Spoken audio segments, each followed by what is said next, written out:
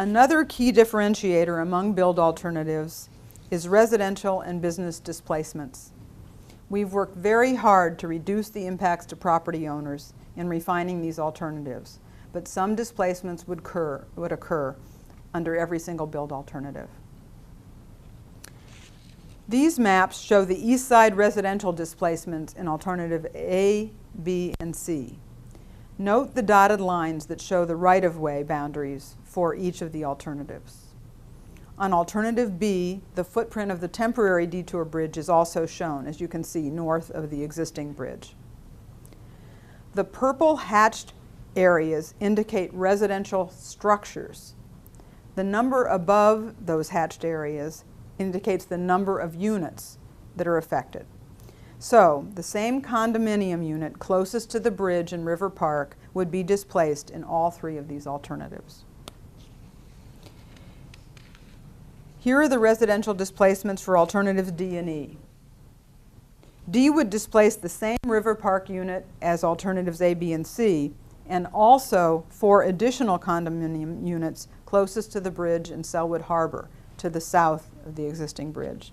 If you remember, we initially thought this alternative might displace as many as 12 units in Sellwood Harbor, but more investigation has determined that we would expect to remove only the end units and retain the other units in these buildings. Alternative E would displace the 6 residential units in Grand Place, the new triangle-shaped building in the area. In terms of business displacements, these graphics show the east side impacts for A, B, and C, all of which displace the Sellwood building underneath the bridge, which houses 9 businesses with 30 employees. On alternative B, with the temporary detour bridge, additional displacements would include the Grand Place building that houses 2 commercial spaces, in addition to the residential spaces I spoke about a few minutes ago, the Riverside Corral with 32 jobs, and the north portion of the Brinsfield Boat Basin. The portion of that business that's south on Tacoma Street would still remain in place.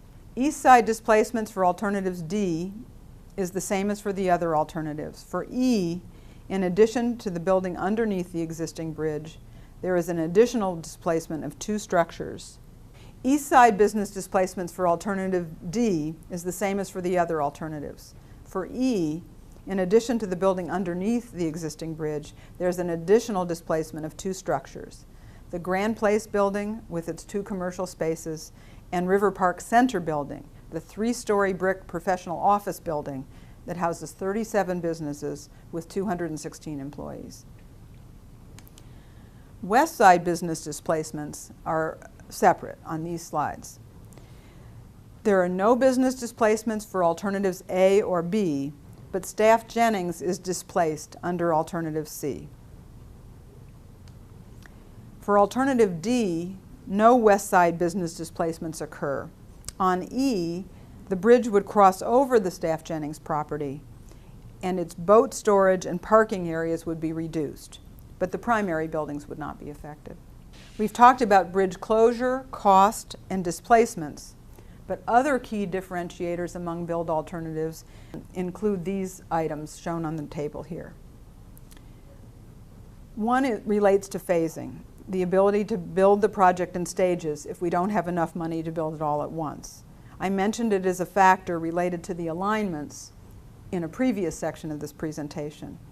But just to repeat here, only alternative E on the northern alignment could not be phased.